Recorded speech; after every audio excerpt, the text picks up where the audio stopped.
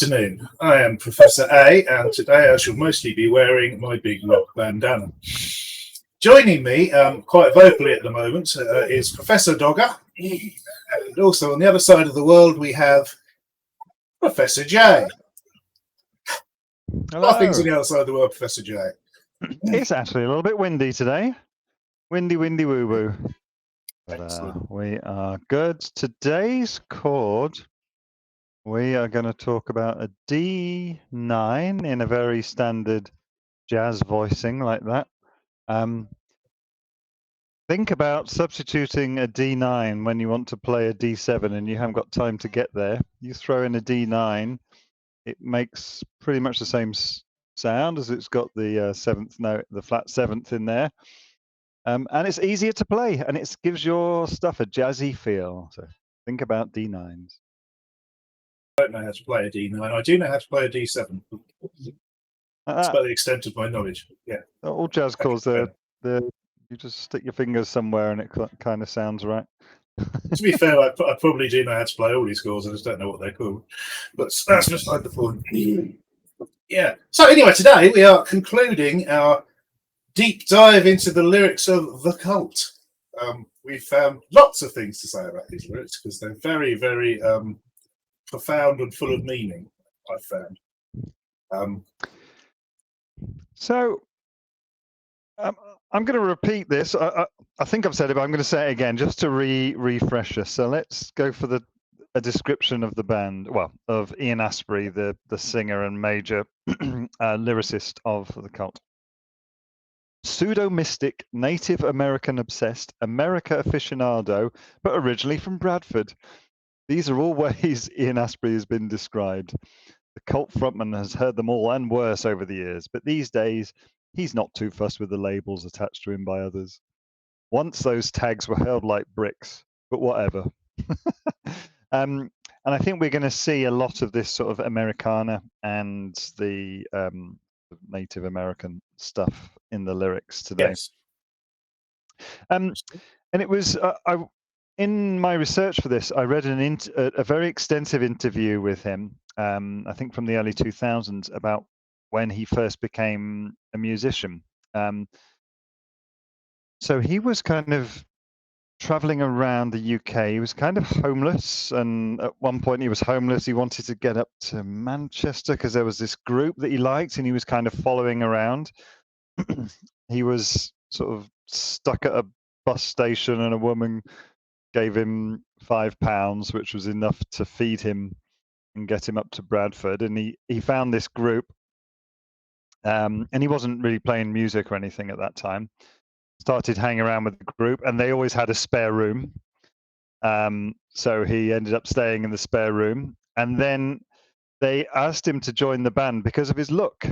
Probably not unlike you, Professor A, with that there bandana. Yes. A lot younger and thinner. And in the some of the early, I was watching an early video of the Southern Death Cult, so that was the first incarnation of the cult. And Ian Astbury really looks punk. So he's got the headband on, but he's got head shaved at the back, all around the side here, with a sort of eagle feather or some sort of Native American style feather dress, but looking very, very punky. So we're going to see a lot more about that today. Okay, so what? To be fair, though, the songs we have today aren't punky at all. What? Sorry. Aren't punky at all. They're involved. No, they're not. They're not. But that's kind of they're not punky at all. But they are Native American.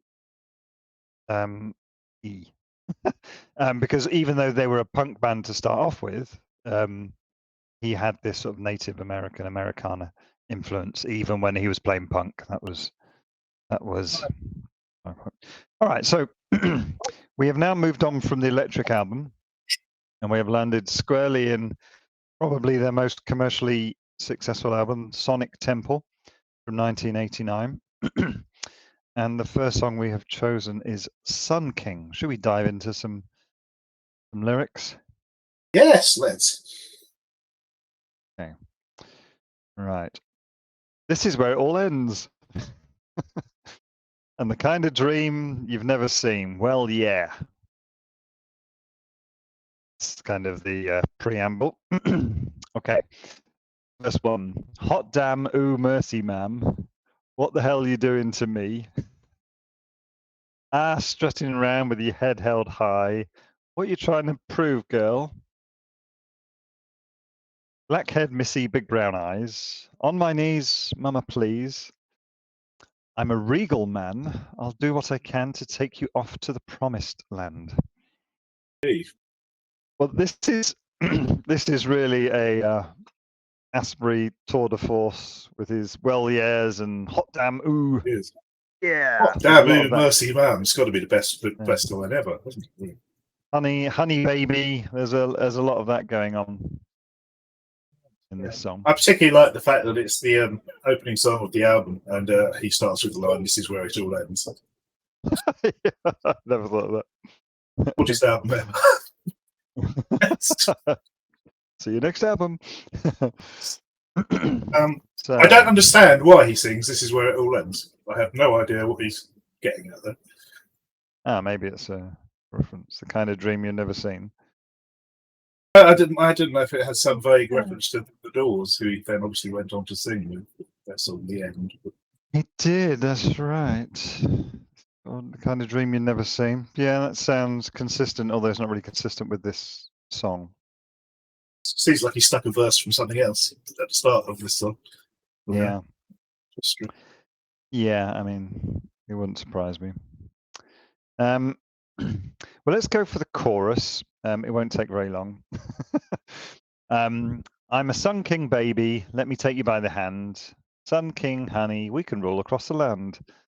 I'm a Sun King baby. With you, I'll share my throne. A Sun King, honey, I can't make it on my own, no. Yes. So, Roy Soleil or whatever it's. Sorry?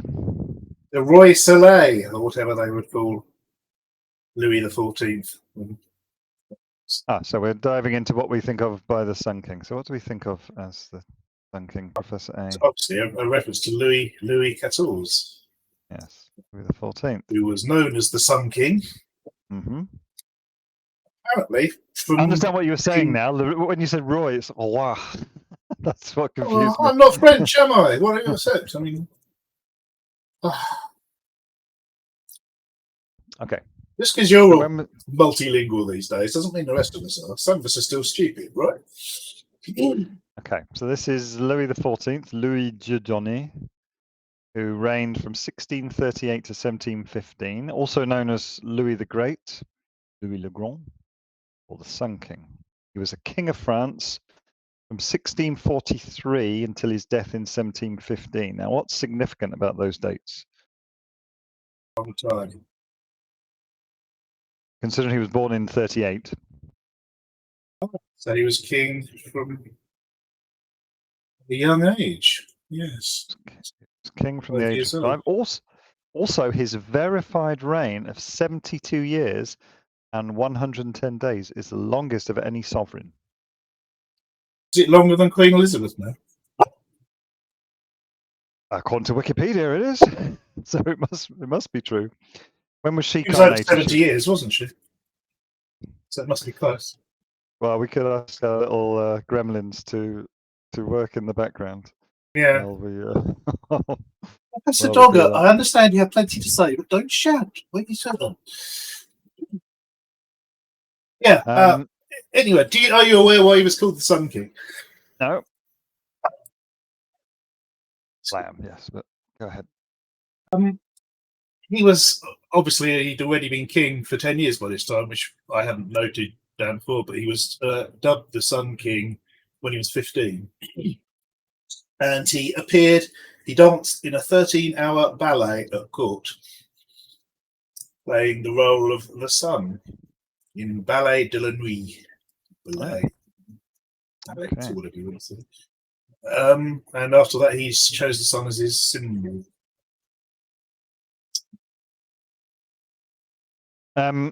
So just an aside. So Queen Elizabeth II was a reigning monarch for 70 years, and Sun King was 72 years. So So he cultivated his image as the Sun King, the center of the universe without equal. That's what I've understood. That France and by illusion, him were the absolute central to the existence of the world. Louis used court ritual and the arts to validate and augment his control over France. There was a centralized and institutionalized system for creating and perpetuating the royal image. And he also decided that he would, the best way for him to improve his image was to have lots of wars. Notably, during this time, he was having a lot of scraps, successful against Spain. Yeah, that's the way back then, isn't it? Yeah. Got a quote about that, about what he felt about his reign. He believed himself to be an absolute ruler, and he thought his role in France was like the sun's role, giving life to all things, regulating everything as it rose and set. Yeah. And he lived a long time. Now, I don't have it to hand, but he had a lot of children, but I think he outlived them all. So on his death, I don't think it was clear who would become the next monarch, because, like we said, he would live to 77, 78, and all his offspring were dead. Well, to be fair, back then that was very old. That's the equivalent Yeah. of pushing 100 these days, probably. What other song do we know that's called Sun King? It's one by the Beatles, So what's which that I one? haven't actually listened to. Well, Apparently, John Lennon claims he dreamed the title, but he might have been reading a book. okay. So, I mean, it's got a couple of lines. I'm going to quickly go through the lyrics of that. It's one of the very short ones from, I think it's on Abbey Road. It's one of the really short ones. So it's, here comes the Sun King, here comes the Sun King. Everybody's laughing, everybody's happy. Here comes the Sun King. And then there's this kind of rubbish. It's not real language. Quando parlo mucho mi amore di feliz corazón, mundo paparazzi mi amore chica ferdi padre so questo obrigado tanto mucho por caniti carusel. I think it's That is partially real language. That's several different languages. I think it's, but yeah, there's Latin, Spanish, and Portuguese in there, and Italian. Paparazzi mi amore. So it's kind of an amalgam. But the point there being that the whole thing about the Sun King was that he postulated himself as the center of the universe, but in reality, nobody else believed that, and it was this kind of institutionalized thing that, you know, it was a bit like the emperor's new clothes, right? It was a little bit like that, his approach. That's the Sun King. Why is Mr. Astbury chosen to call himself a Sun King? I think because he thought it sounded good. To be honest, I have no grasp of what this man thinks at all. I admire his music, but I just can't work out what he's saying at all, other than he looks like. Yeah. So, I mean, I think the way it's structured and the way it's written is good, because it's of that in terms of the lyrics, it's kind of catchy. It's stuff that you can say, and it's kind of that it's like a dialogue, right? It's something that you can sing, you can ask questions. I think it puts you exactly where he wants you to be, and it takes your story, even if you're not fully listening to it. The lyrics is what we're supposed to be talking about, right? The lyrics do grasp the listener. Yeah, I'd say he's not. Yeah, this is not actually following up what he says at all, but I'd say he's not coming over the way Louis did in the chorus when he says, "I can't make it on my own." I think whereas Louis thought he was the center of the universe. Yeah. So misconstrued the Sun King imagery a bit. Yeah. So anyway, we've got a whoop, yeah, whoopee whoopee. This is where it all ends. Well, maybe that's where his parting life is over. He's found his lady. Kind of dream you've never seen. I think he's talking about this beautiful woman. And he's going, hot damn, what you doing to me, woman? Big brown eyes. He's on his knees. Please, I'll do what I can to, you know, he really wants this girl, right? And he's Yes. saying, I'm the Sun King. We can go places together. Yeah. Well, he's saying he's got a lot to offer her as well, isn't he? It's not Yeah. just being idly fighting. Okay, let's go for some more words. Hey, look out, little missy's about, ripping up the town, yeah. Honey, I can't tie you down. Woman, you make me frown. Long-legged lady with a black dress on my knees, please. I'm a regal man. I'll do what I can to take you to the promised land. And then we have the chorus again, Sun King baby, blah, blah, blah. Yes. Oh, there's a lot of words in this one, aren't there? No doubt you will ask me how many at some point, but I don't know. How many words are there in this one, Professor A? I'm going to say 350. Pretty close, 319. How many unique words are there? 40. Say again? 140. Pretty good guess. 129. Sorry, 124. 124. And this is interesting because I'll come on to these at the end, but there's quite a lot. I mean, maybe my word counter is not being absolutely correct, but there's quite a lot of words when considering what we were talking about earlier. There's not typically 50 to 60 unique words in a song, so 124 is actually a lot. So maybe there's something It is, wrong. but also we should mention that it's probably their second longest song, as far as I'm aware up to this point. The longest song up to this point, anyway, is 6 minutes plus. Oh, that is long. That is a beast. So it's a bit more the same, right? So let's go on to the next bit, which is really the only change. Let me tell you, people, now listen good. City crawling like a tired dog, yeah. Hear that, Professor D? City cult children in the House of Dawn, yeah. Time was wasted because it's gone too fast. I see the sun begin to shine. Ow. So Yeah. what do we think? That's kind of a little interlude, really, isn't it?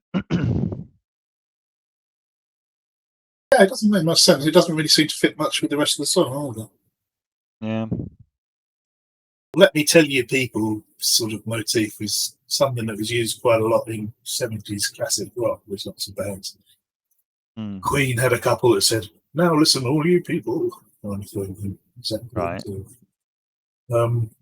So seeing yourself in a position of being someone with something to impart to the whole world. It's good. Do as you're told. I don't understand whether he's saying that the city is crawling around like a tired dog, or he's crawling around the city like a tired dog. Two things could be either. Oh, Children in the House at the Dawn. There's a T-shirt. What is that? Yeah, there's an album title. Time is wasting because it's gone too fast. Time flies. Tempest fugit.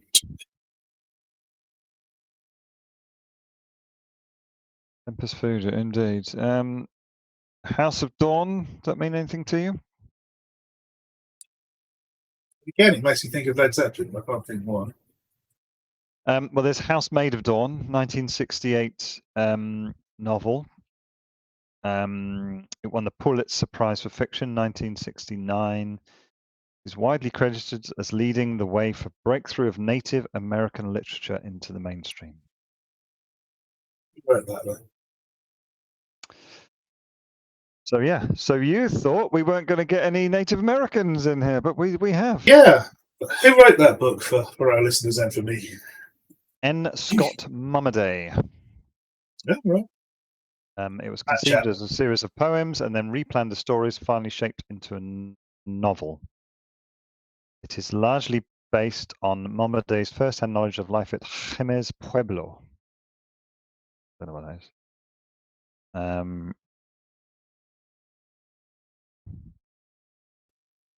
So, Native Americans and stuff. old French blokes. Yeah.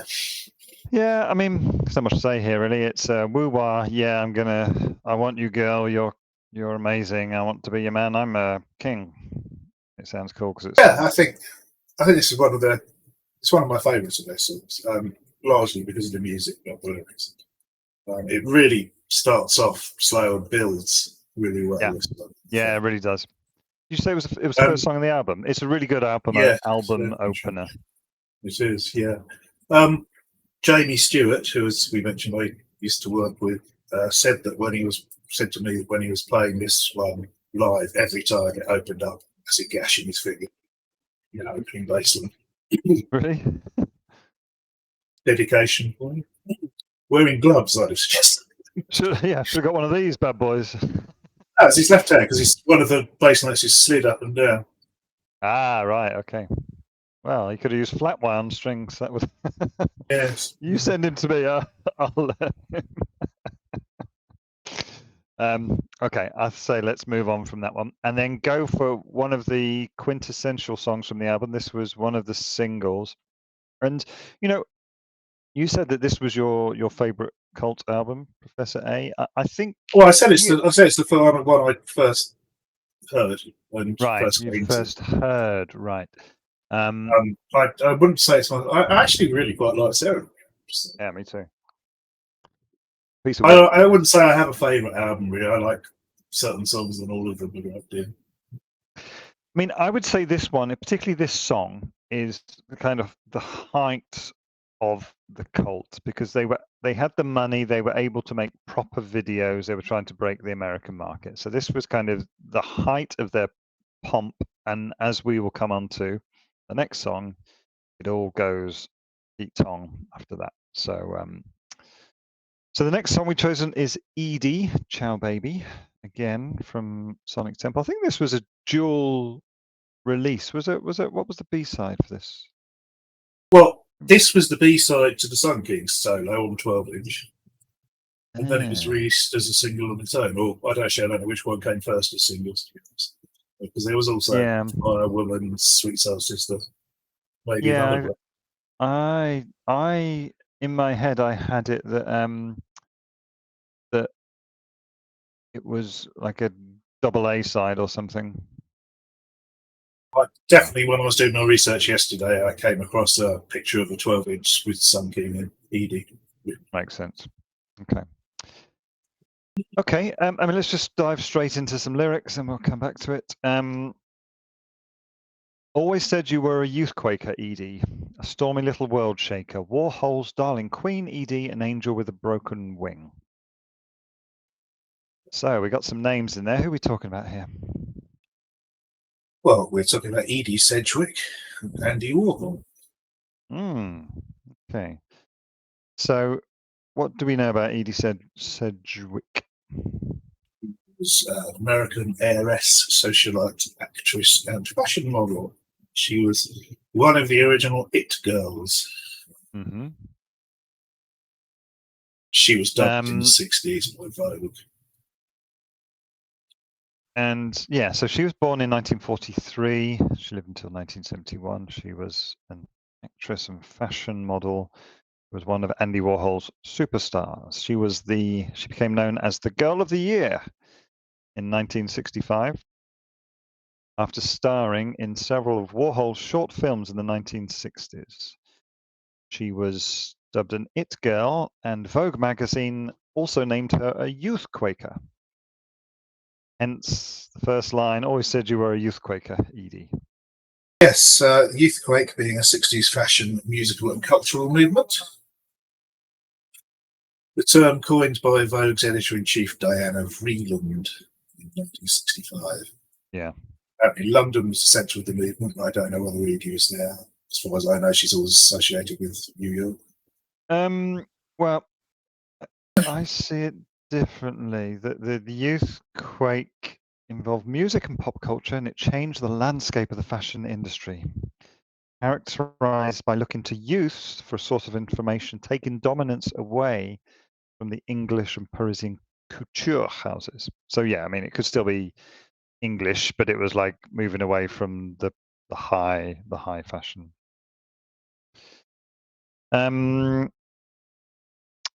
Ba-dum. So should we talk about why he's talking about him in the past course? No, let's do some more Yeah. chat. And we should also, I suppose, mention who Andy Warhol actually was. I mean, I'm sure most people know, but he was yeah, of course. a pop artist, and he also managed the Velvet Underground for a couple of years. So he was involved in the music scene as well as art. And he made short films, as we've said. He starred in several of them. And he was a leading figure in pop art, the visual movement. Yeah, and so Edie was kind of, I mean, there's a famous interview of his on the YouTubes with, I forget who it was with, but one of the big Friday, Saturday night main guys at the time, where Andy Warhol refuses to speak, and Edie Sedgwick is speaking on his behalf. So it wasn't like she was one of the hangers-on. She was the mouth of Andy Warhol for a time. And like I said, she started off by appearing in some of his short films. Have you ever seen any of these films? Not, I have to say, I wasn't actually aware he'd made short films before. I mean, there are snatches of them on the YouTubes. I watched a couple. They are exactly what you'd expect. So I encourage you to go out and watch them. They're quite interesting. And I mean, let's go into it. So she was this kind of voice of Warhol. She was in several of his films, but then she felt that she was held back by Warhol and tried to forge a way on her own. She tried to sort of to continue her rise to stardom outside of the Warhol cliche. There was the famous movie Ciao Manhattan, hence the name of this song being Edie Ciao Baby. And at this point, she was going very rapidly downhill with drug use. The film was suspended. She looked like she was cleaning herself up. She got married. She found a partner. She got married, and then in 1971 she was found dead. So that would have made her 28 years old. So that's why an angel with a broken wing. So let's look at some more lyrics. The dogs lay out your feet, Edie. Oh, we caressed your cheek. Oh, stars wrapped in your hair. A life without a care, but you're not there. Yeah, just the look. I'm sure I've seen a picture of her with some greyhounds lying down next to her. Yeah. Yeah. We caressed your cheek. Everyone loved her when she was on the way up. Stars wrapped in your hair. Just, you are a star. Yeah. You are surrounded by stars, kind of thing. Life without a care, which I guess is what you expect for it girls. Though it does seem like vast amount of them do seem to die early. Yeah. No, just that. Well, that will come into the next lyrics. So let's go for that. Oh, caught up in an endless scene, Edie. Yeah, paradise, a shattered dream. Oh, wired on the pills you took, Edie. Your innocence dripped blood, sweet child. Yeah, I mean, Dogger has a lot to say about this. Yeah, Dogger should do. As dogs are being mentioned all over the place. Yeah. Oh, really? Okay, thank you. She's not usually this way. Well, she's obviously really into the cult. I didn't realise before. Right, Yeah, yes.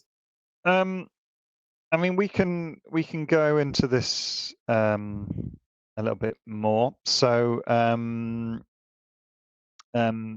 yeah. So, like I said, she broke with Warhol in '66 after being Girl of the Year in '65, trying to forge an independent acting career.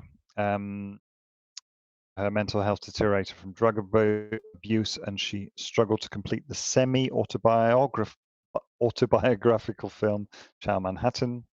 She gave up drugs and alcohol after meeting Michael Post, and blah blah blah, died. The films that are out there are kind of, they're sort of not very scripted, and they're kind of supposed to be realistic.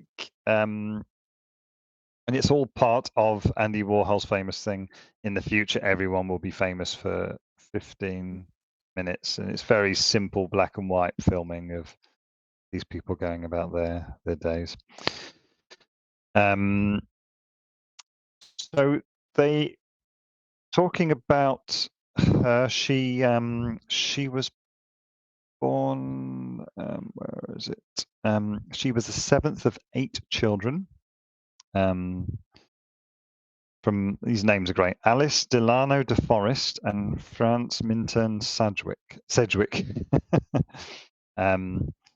So they were all, some of their ancestors were chairman of the board of the Pacific Railroad. So there was a few bob. Few dollars knocking about. Yeah, Yeah, because she was recognised as an heiress, which is, you know, quite good when you're seventh born. Obviously, absolutely. Well, I mean, part of her pain, she attributed by losing some of those siblings. So 2 of her older brothers, they all seem to have interesting names. So there's Francis Jr., who was known as Minty, and Robert, who was known as Bobby. They both died within 18 months of each other. They had terrible relationships with their father. One committed suicide, and the other one died when he crashed his motorcycle into the side of a bus. And yeah, so I think this is it, right? She was this youth Quaker, the world at her feet, and everything goes to S. Yeah. Um, Yeah, people always seem to presume that those in the celebrity spotlight are happy all the time, but not necessarily. Okay, let's look at some more words. So next line I've got is "Shake It, Boy." I haven't got that one. Oh, sweet little sugar talker, paradise dream stealer. Warhol's little Queen Edie, an angel with a broken wing. Dabba some yeahs. Then, why did you kiss the world goodbye? Ciao, baby. Don't you know paradise takes time? Ciao, baby. Repeat, pretty much. Yeah. Want to do the word count? Oh, 250 196. and 100. 77. Back down to Not very something. good at this. Something more normal. So,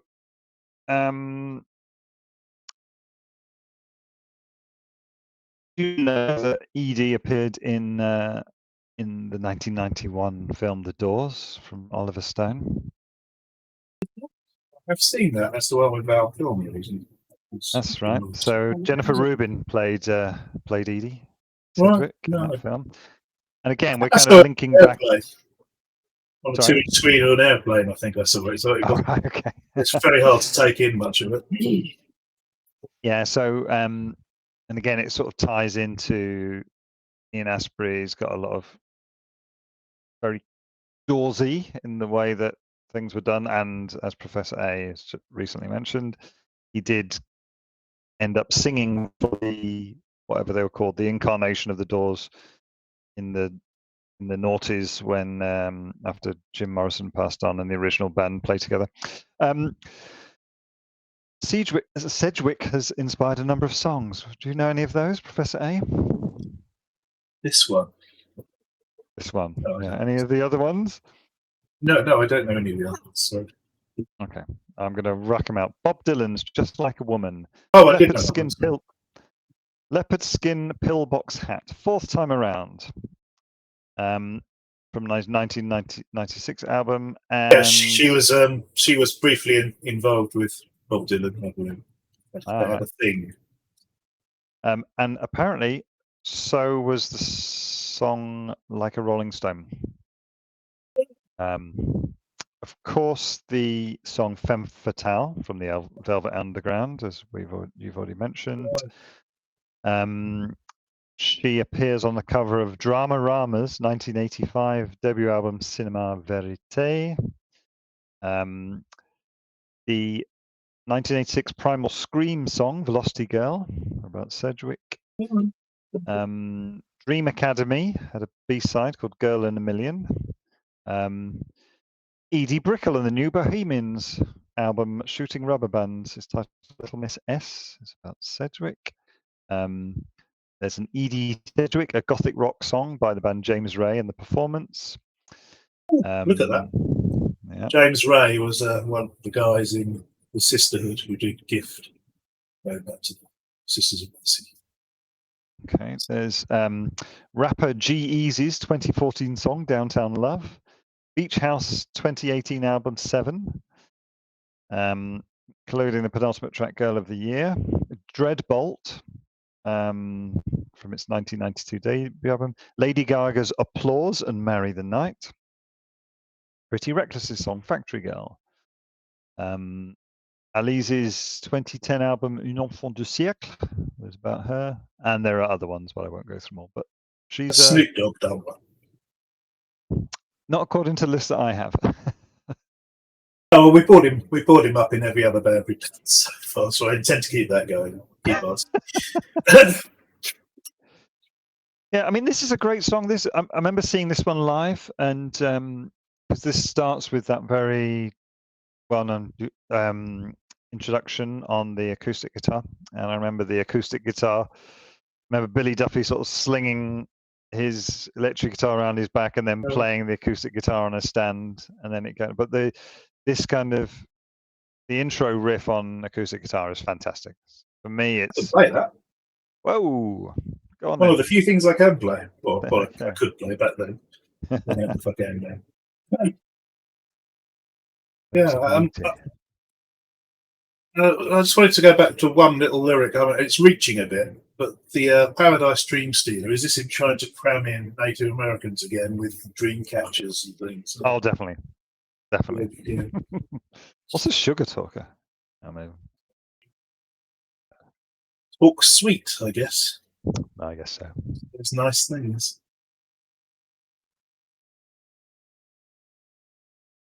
I have nothing else to say about that one.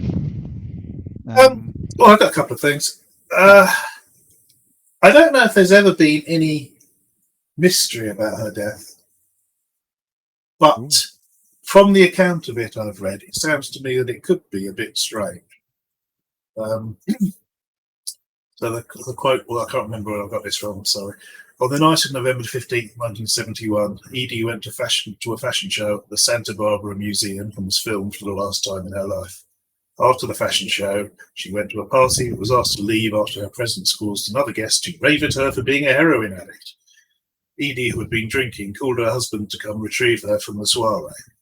Back at their apartment, she took her prescribed pain medication and they both went to sleep. That morning, when he awoke at 7:30 a.m., he found Edie dead next to him. Her death was ascribed as acute barbiturate intoxication and was ruled an accident/suicide by the coroner. If it's prescription medication, and presumably she'd been doing the same level of drinking that she always did, then why did it kill her this night? That's what it doesn't say she took an overdose of her prescribed pain medication. Let's reopen the case. Yeah, a whole new podcast. Edie was done in. I'd like to do as one-offs. Yeah. No, but I think Sam Cooke was. It must be something. Well, he was, but I think it was more to it. Anyway, Who what? Sam Cooke killed Edie Sedgwick. No, he didn't. Well, he might have done. I think he was dead. He was dead. So no.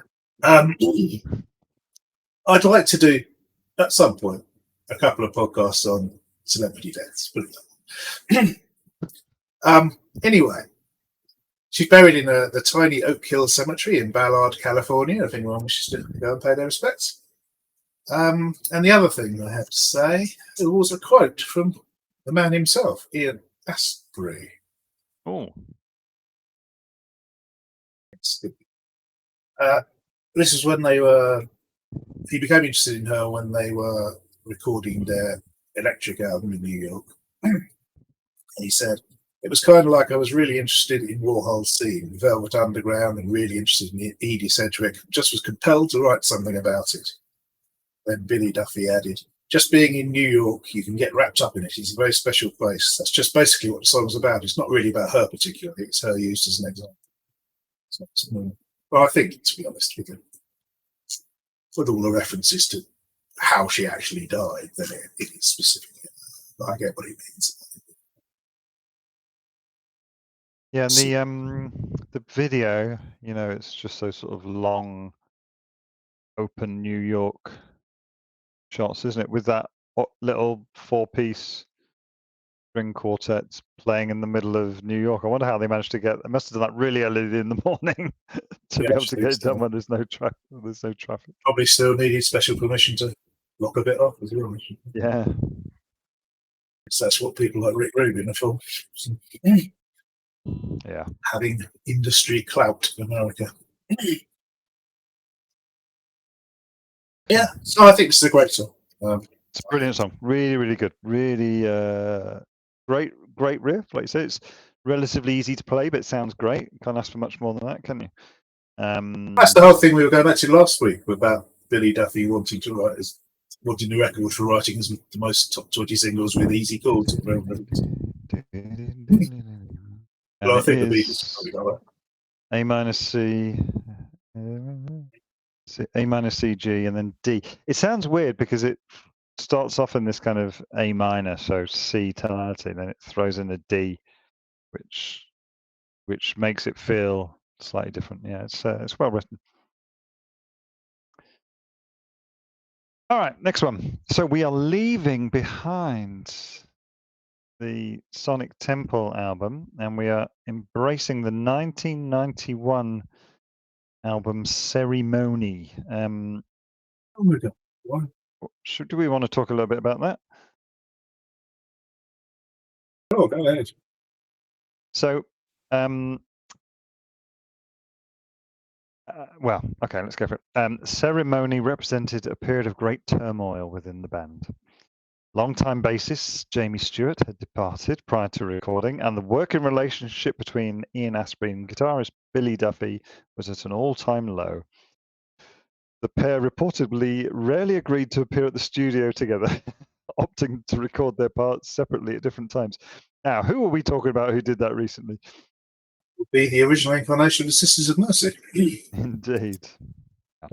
Of course, we should mention that we might have mentioned before the connection between the cult and the mission. Sisters of Mercy seem to swap members every couple of years for bass and drums, things like that, and they were all good mates anyway. Yeah, and in fact, the mission have got a song called Blood Brother, which is written about Ian Astbury. A second.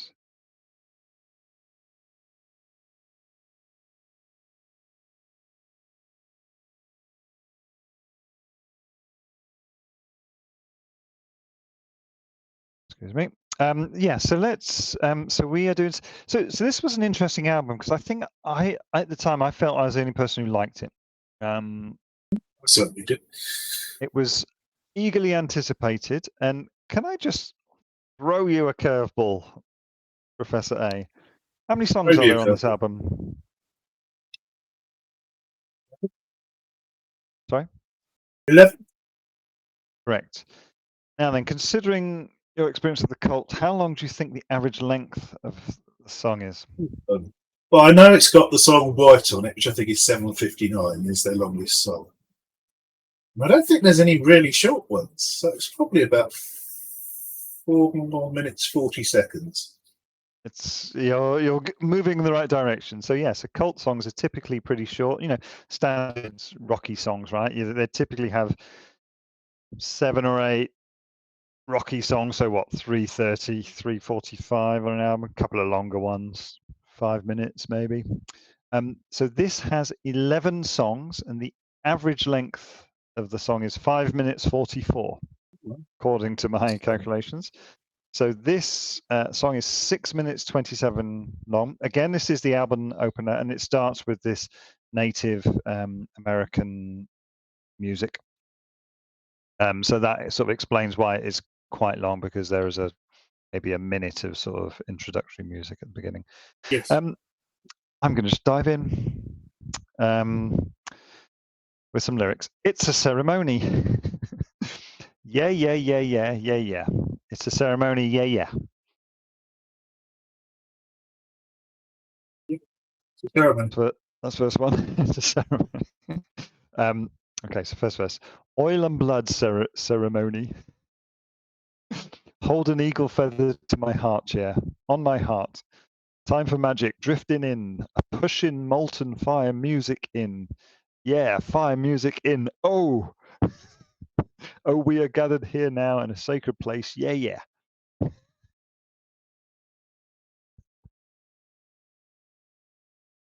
Right, yeah, good. I think they're holding a ceremony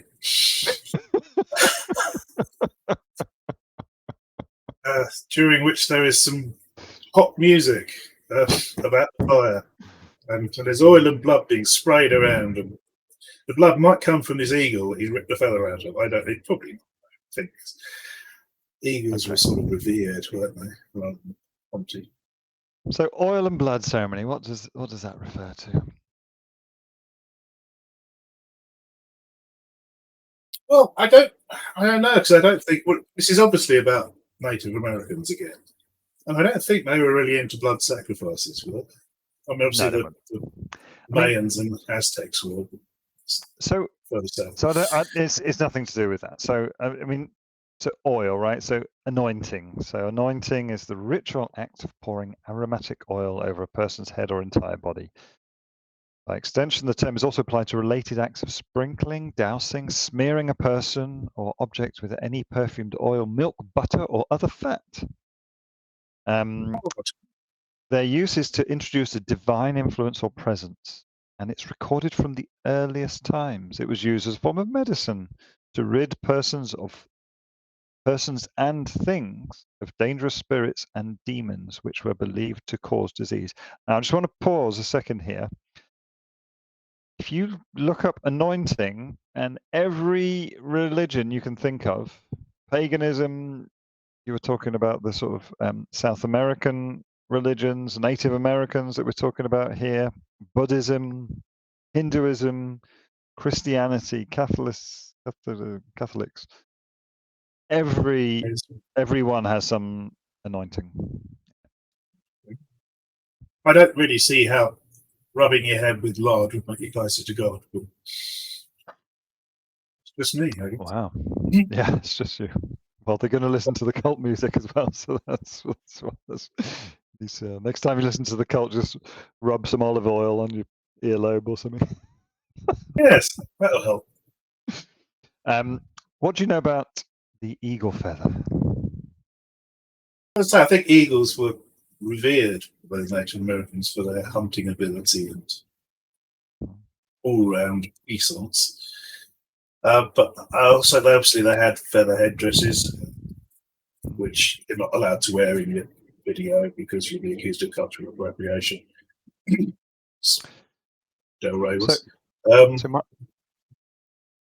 my kid reads a comic called Yakari, which is about a Native American child who was given a feather by Grand Aigle, by the great eagle, and that became his totem animal. Now, just put a pin in totem animal, because we're going to come back to that in the next song, Professor A. I will put it in. Stick a pin in it. So yeah, so that's one of the things, and it's supposed to be the highest power you can get is to be given this eagle feather.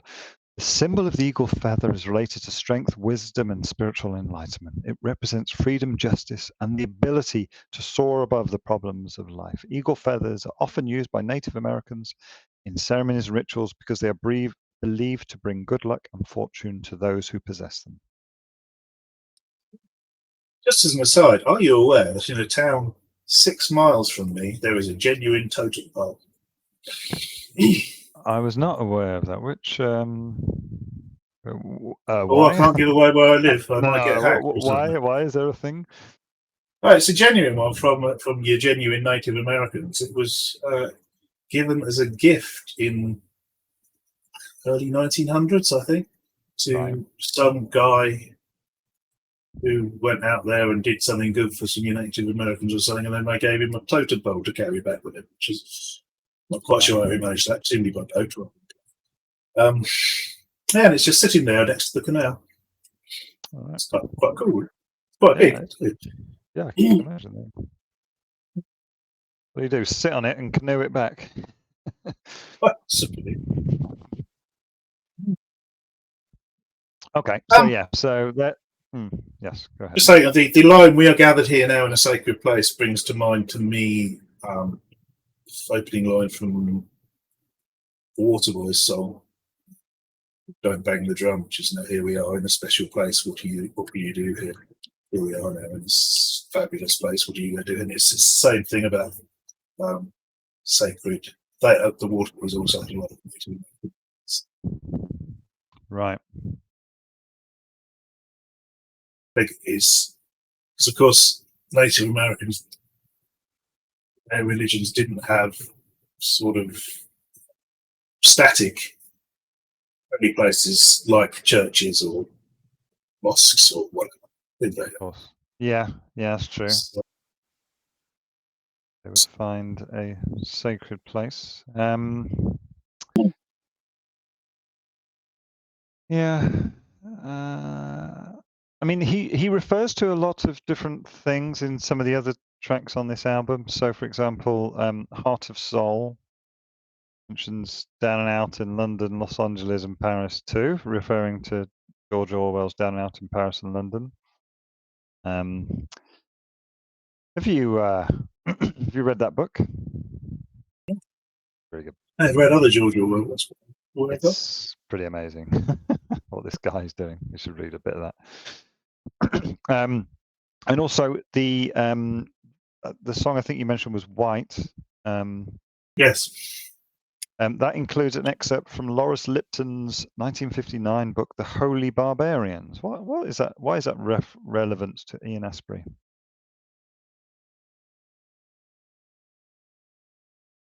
So after the cult split up, Ian Astbury formed the Holy Barbarians in 1996. They were a short-lived sort of supergroup.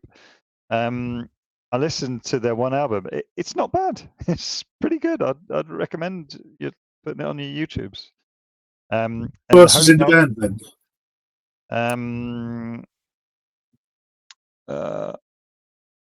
Patrick Sugg and Matt and Scott Garrett. Supergroup, yeah. It was a group. Yeah, no, I don't really know the others. Some Americans. No, I don't know who they are. It's quite good. The Holy Barbarians. This book was talking about people in living rough on the streets of Venice Beach in LA, and talking about the sort of collapse of civilization kind of thing, and roaming people, again, sort of referring back to all I can remember about White has the line "Blood on the snow," so I presume it's about hunting or something. I didn't go back and revisit the lyric. Right, so let's go for some more lyrics. Ceremony, funky style music got you good now, children. Ceremony, rock and rolling music got you good, baby. Funky style music got you good now, children. Ceremony, my rock and roll music got you good, oh.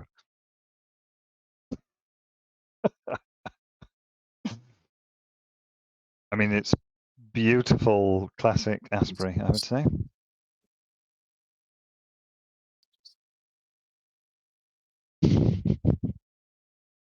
Speak. Yeah. Can you speak a bit louder? No, I can't speak at all because I'm overcome by Okay. those lyrics. Okay. I wouldn't describe it as funky style music. Well, to everyone their thing. So, what do you know about Native American ceremonies, Professor A? I know they smoke the pipe of peace and do ghost dances, and I know that's probably racist somewhere. But that's what we get taught. Don't know. Yeah. Okay, well, let's go through them. There are 12 different types of recognized native Indian rituals. There is the sun dance, there's the ghost dance, there's the vision quest, there's lacrosse, gauntlet, death ceremonies, green corn festivals, healing rituals, Native American medicine, peyote worship, and powwows. Common tools used in Native American rituals include pipes for tobacco, drums, and flutes. The art of smudging is commonplace in many of the rituals. Bundles of herbs, such as white sage, are dried for the purpose of burning. They are commonly used for purification ceremonies. Essentially, the burning sage acts as a form of incense, releasing a pleasant odor. Also used by investigators and exorcists, often smudge rooms that are alleged to be haunted and don't possess things with sage because it drives out the evil spirits. All right. Yes, I watch a lot of rubbish daytime television. Sage and oil. Get your oil in there. Yeah, peyote, of course, is a cactus drug in it.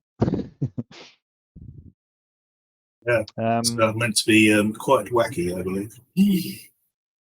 Yeah, so the ghost dance you mentioned, so that's one that was made common. I mean, ghost dance, it was it an album by the Death Cult or a song by the Death Cult? But there was also a 1980s British gothic rock band called Ghost Dance, which who was in that band? Probably Patricia Morrison. She's in all the bands. No. Gary Marks. Correct. The guitarist from the Scissors of Mercy. Yes. So it's kind of known in it's a known phrase, and the ghost dance came about. It's asking. It's a ritual that asks for support of your ancestors in an upcoming thing, and it was used a lot by the native Indians during the time of all the troubles, if they are not over, and it was outlawed by the Americans because it was perceived to be too strong, the ghost dance. So that's. I know we discussed this before, but I can't remember in what. It was either in the Nick Cave shows or it was in the Waterboys one we did, which isn't part of this series and has never appeared. It's secret. Could have been that one. Yeah, I've definitely discussed Ghost Dolls before. And of course, it's Sisters of Mercy, Lucretia, Dance the Ghost. All right, we're going to some more lyrics. Ancient rhythm hit machine, a ritual music flowing strong and free, a celebration that we need to cleanse a world that's bleeding deep. Oh, no, bleed, no.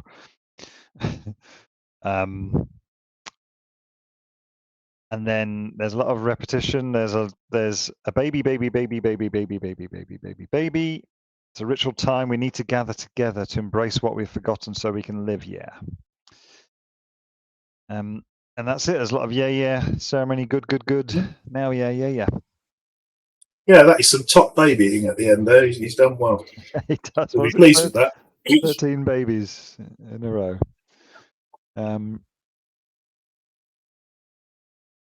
I mean, This is great. I love this song. Honestly, it's one of my favorite cult songs. Partly because I It is a like the good song. introduction, the way it starts off with this recording from a Native American ceremony of a ceremony, and then it sort of blends into the Billy Duffy's guitar intro. I really like that. I think it's great. Are you aware of any controversy around that, Professor A? And this song. The use of this music or the Native American imagery? Is it cultural appropriation by any chance? Well, do you remember the front cover of this album?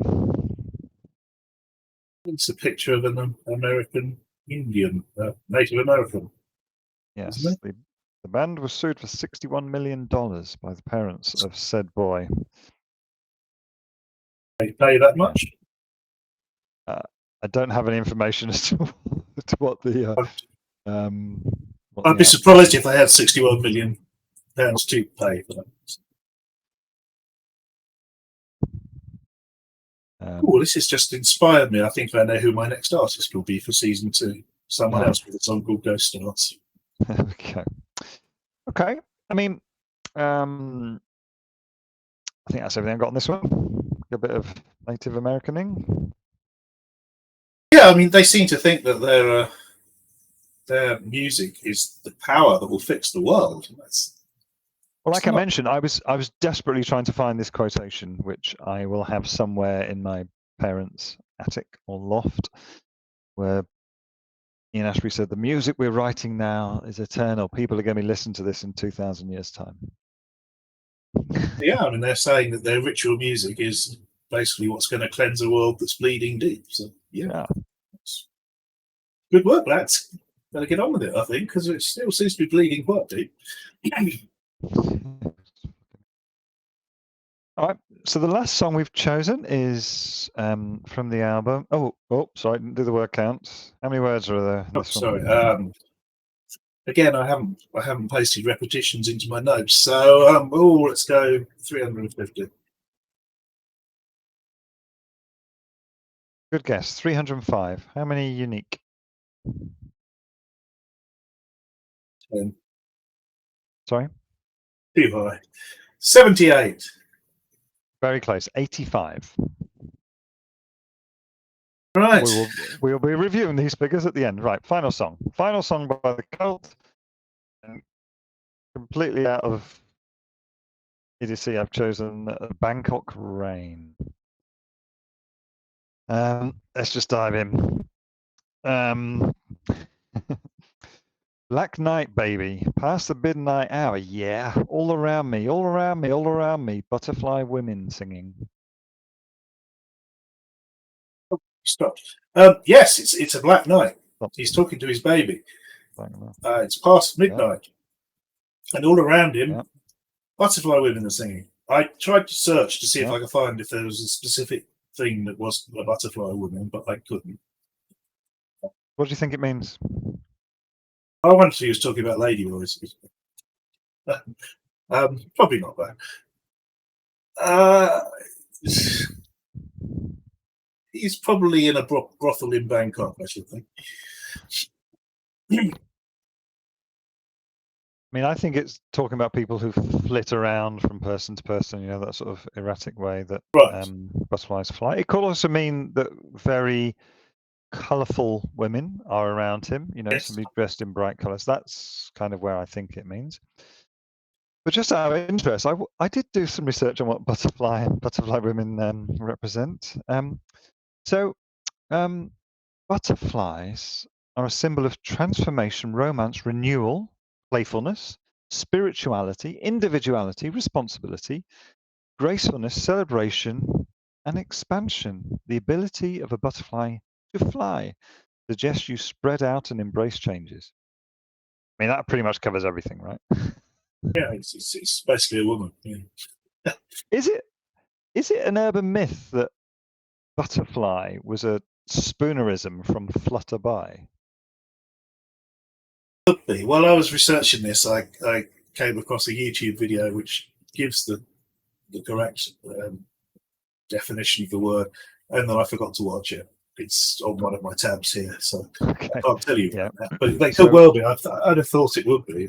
So originally these insects were called flutterbys, and it got switched over to butterfly in what we call a spoonerism after a Cambridge professor who would mix up the beginning letters of words. So butterfly, flutterby.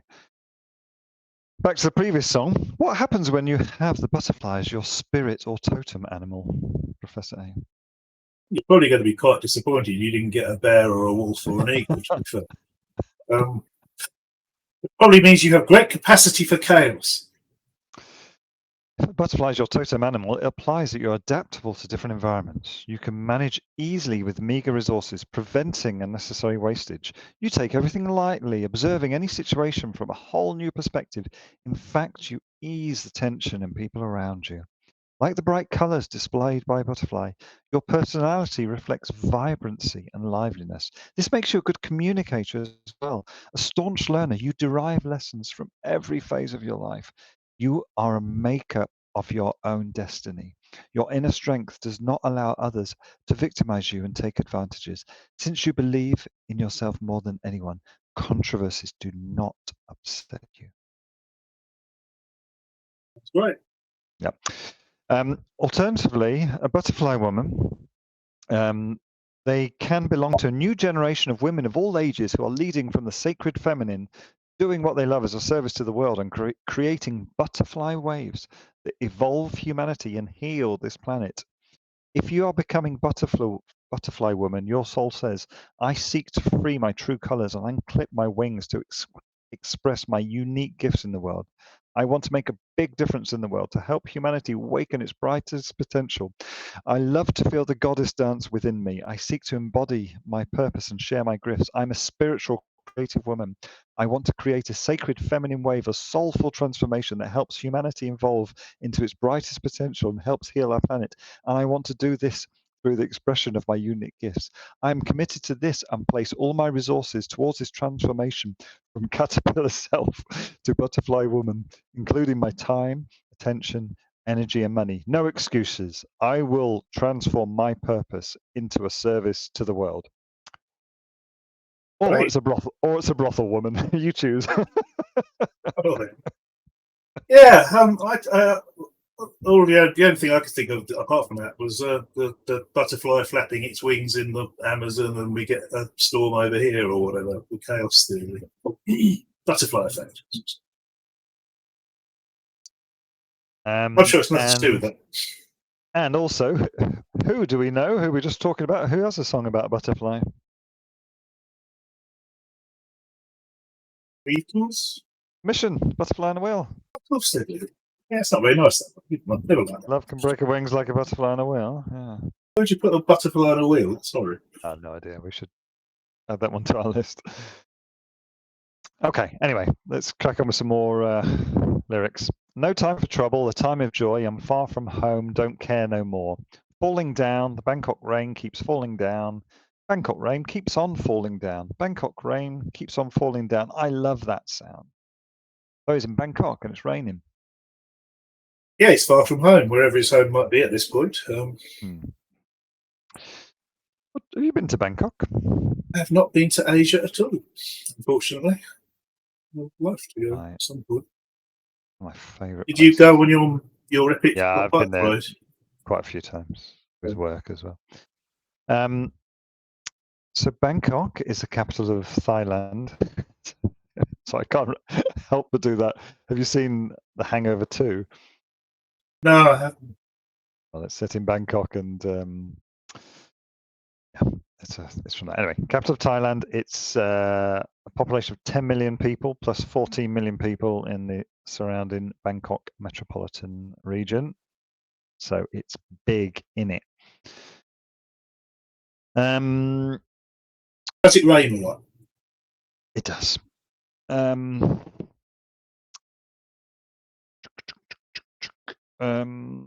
Where's me numbers? Lost me numbers.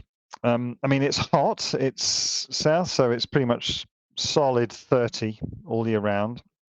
And then you've got the monsoon period, The rainy season begins with the arrival of the southwest monsoon around mid-May. September is the wettest month, with an average rainfall of 334 millimeters, or 13 inches, and it lasts until October. I mean, I wasn't there during this period, but I was in Malaysia a bit when it rained a lot. It rains heavy. So when I was there, it would rain at 5 o'clock every day for half an hour, and it would rain really hard. But it was warm, so you didn't really care. You got wet, and then half an hour later you were dry again, and you never got cold. I loved it. It was really, really good. Let's go for some more lyrics. Sitting in a bar in Bangkok, waiting for the rain to stop. All around me, the butterfly women talking, just talking and singing. Just karaoke bar. Yeah, I mean, having been to Bangkok, there is this thing in these places where women sit outside bars and speak to foreigners. So I think that's what they're talking about. Do you know what the proper name of Bangkok is? No, I have read about it, but I can't. Okay, well, in Thai, it's known as Krung Thep Mahanakhon, or simply Krung Thep. And it's a shortening of the ceremonial name which came into use during the reign of King Mongut. Would you like to hear the full ceremonial name? Love to. Okay, I'm going to have a sip of tea first. The full ceremonial name. Krung Thep Mahanakhon Amadron Ratanakosin Mahin Taraya Yutaya Mahadilokupfop Nofadra Trashatanani Bodriodrom Udom Rachani Wet Mahanasathan Amonfi Mana Wantana Sathit Stakatai Taya Witsanukam Prasit. My pronunciation was excellent. The name is composed of Pali and Sanskrit roots words, and it translates as City of Angels, Great City of Immortals, Magnificent City of the Nine Gems, Seat of the King, City of Royal Palaces, Home of Gods Incarnate, erected by Vishvakarman at Indra's behest. This name is listed in the Guinness World Records as the world's longest place name at 168 letters. Many Thais who recall the full name do so because of its use in the 1989 song Krung Thep Mahanakhon by Thai rock band Asani Wasan, the lyrics of which consist entirely of the city's full name repeated throughout the song. I've listened to this song, it's great. It's really good. I feel that they should rock out into a big solo, but they never do, but it's a good song. Asani Wasan, it's two guys, one's called Asani, one's called Wasan. And it's really good for Scrabble too. You need a lot of letters. Boards. Okay. More lyrics. No time for trouble, a time for joy now. Don't care no more, I don't care no more. Falling down. Bangkok rain keeps falling down the ground, yeah. Lots more of that. Okay. I'm a free spirit, a travelling man. Round the world I like to lurk. The rain comes down in a Bangkok town. My heart is in my mouth. Baby, won't you please take me home? I ain't got nowhere to go. No trouble. Freaky city. Freaky city, freak city, freaky city, freaky city. Yeah. He's a free spirit. I love that. Round the world I like to look. How does that work? How does that make you a free spirit and a travelling man? That makes you a stalker. Yeah, I think so. I can understand it if you did it for a rhyme, but look doesn't rhyme with mouth either. So.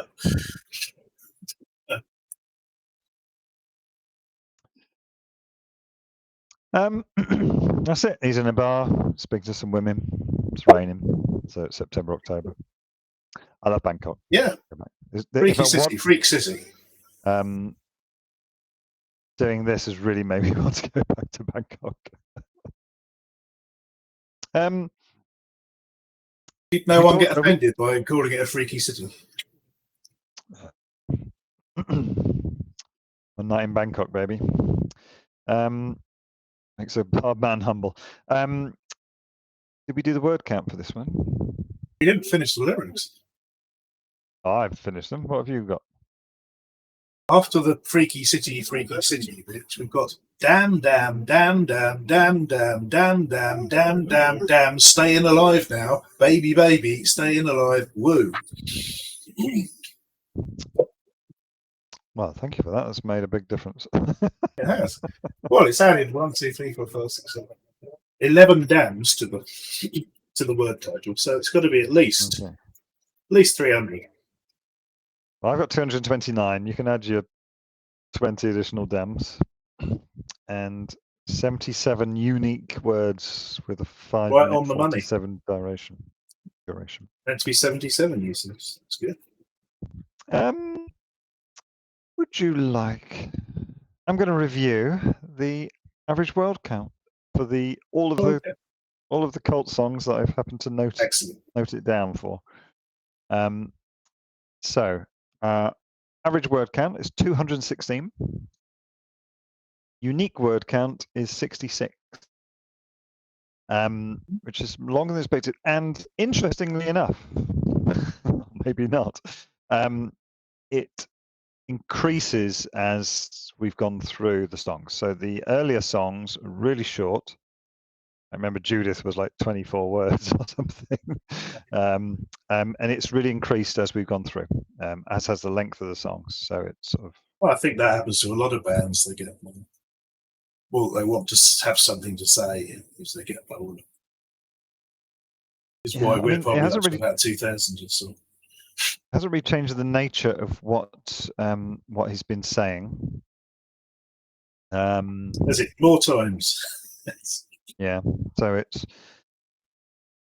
I mean, if we can sum it up for the cult, it's some woo yeah babies. I'm gonna be yo man, coupled with some Native American / Americana, and that's it. Repeats, right? Throw in the occasional Salvador Dali. Well, he's had 2 famous artists in the few songs we've done, Dali and Warhol, so he obviously has an interest in that. Yeah. If you pull that hard. Yeah.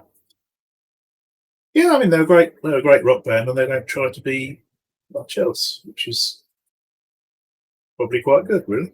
Yeah, it's great.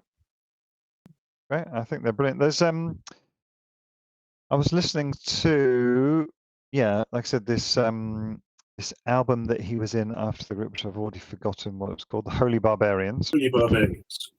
Then I was listening to some of the stuff from the Cult album, which I've actually never listened to. The 1990. When was it? I don't remember. 1994 album, the Cult. I've never listened to that album.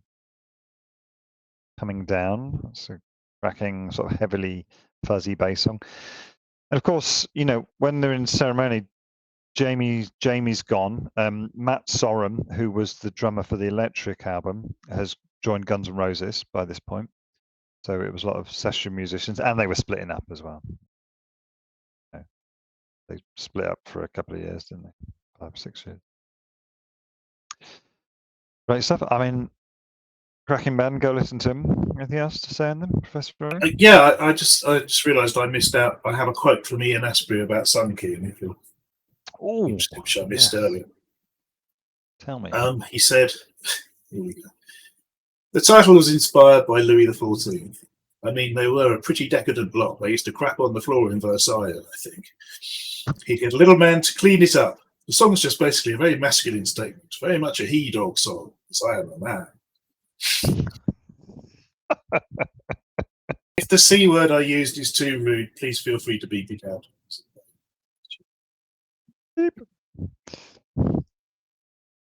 Yes, so I think that pretty much sums up his attitude. He's a simple man writing simple songs. With a feather in his hair.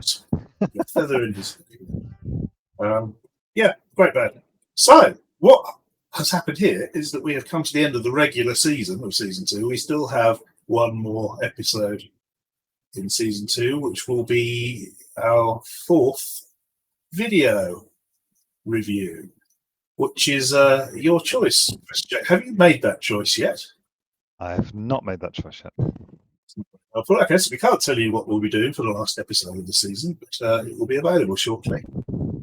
In the meantime, please give us a like and a subscribe, and we will talk to you shortly. Farewell. Be well.